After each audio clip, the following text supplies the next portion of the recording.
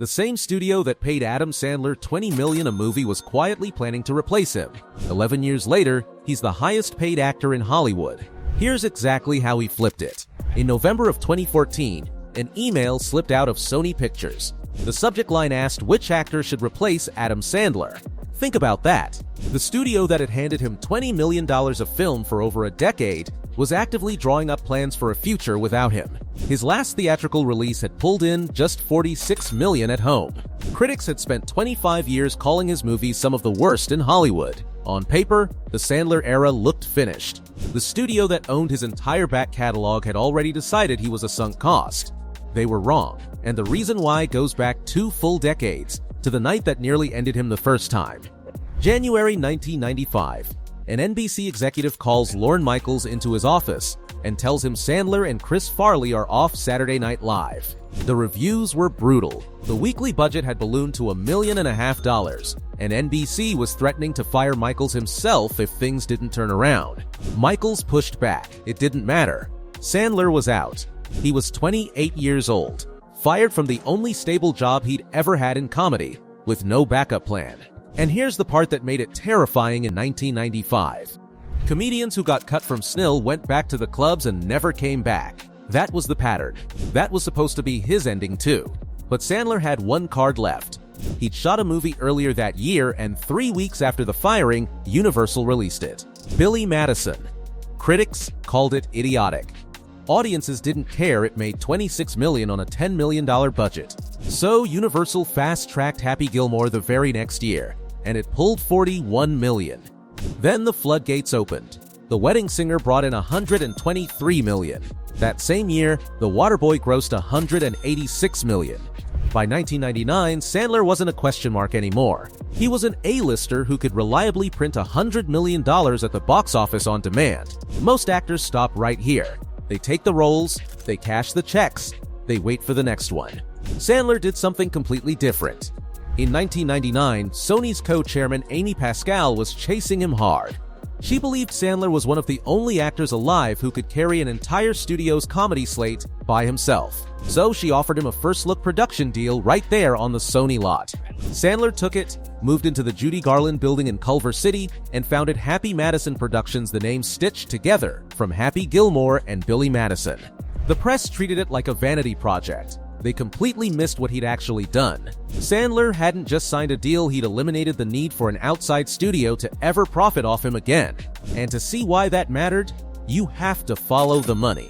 Here's how it works for most A-list actors. They get paid from 2 layers of fee for showing up, and maybe a slice of the back end if the film hits. The producer fee, the writer fee, the executive producer fee, those all flow out to outside companies. Sandler became the outside company.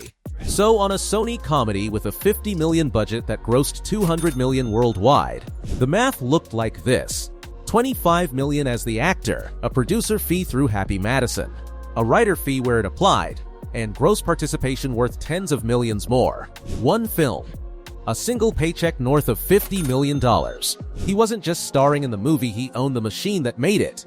Then there's the cast. If you've seen a Happy Madison movie, you already know the lineup. Rob Schneider, David Spade, Kevin James. Same faces, 30 years running. When most actors keep hiring their friends, the press shrugs and calls it favoritism. But this wasn't favoritism, it was a moat. Those repeat players negotiate against their next Happy Madison paycheck, not against the open market, which quietly keeps casting costs down. And the audience could spot a Sandler film by who was in it before the trailer even finished. When he made Grown Ups, he gave 4 of his co-stars a $200,000 Maserati each as a thank you. Under $1 million in cars for a franchise that pulled over $500 million at the box office. And then the whole thing cracked. It didn't happen overnight, it happened across a brutal 24-month stretch where everything that used to work just stopped. Jack and Jill swept the Razzies and became shorthand for studio comedy hitting rock bottom. That's My Boy lost money outright. Blended limp to $46 million domestic. 3 straight films the audience refused to defend. So in early 2014, Sandler walked into Sony and pitched a Candyland movie with a reported budget near $200 million, demanding a yes before he left the room. The executives said no. And then those leaked emails showed the world exactly what they thought of him. His final Sony film, Pixels, lost the studio around $88 million. The press declared the golden era dead.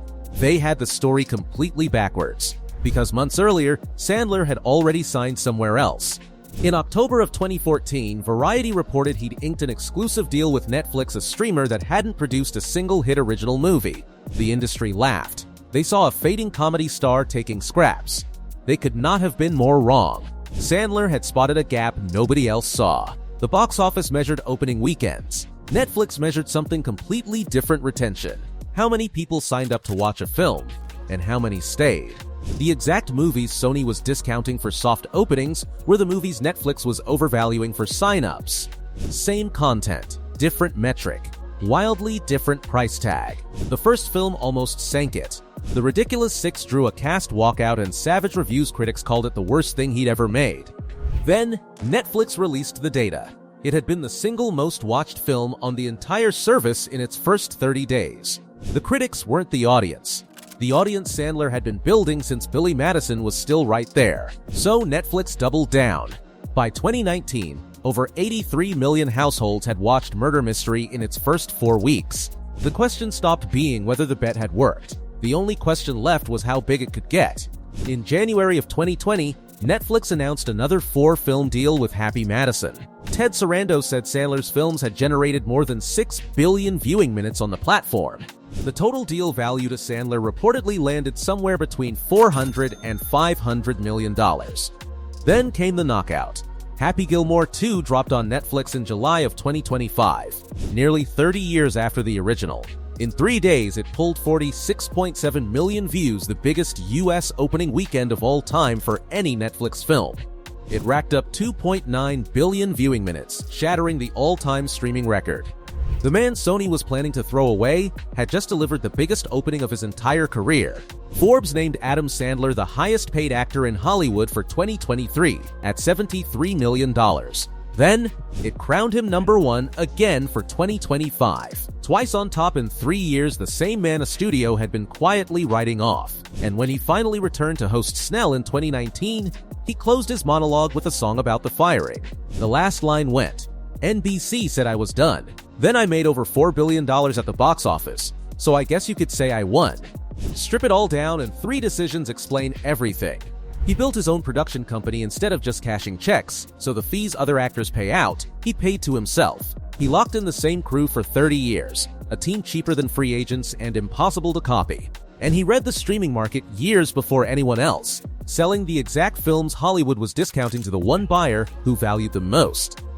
That's the difference between a movie star and an empire. Sandler was never just an actor, he was a business that happened to wear a hoodie. If breaking down the money systems behind the famous is your thing, do me a favor and hit that like button, subscribe, and drop a comment telling me which billionaire playbook you want us to crack open next.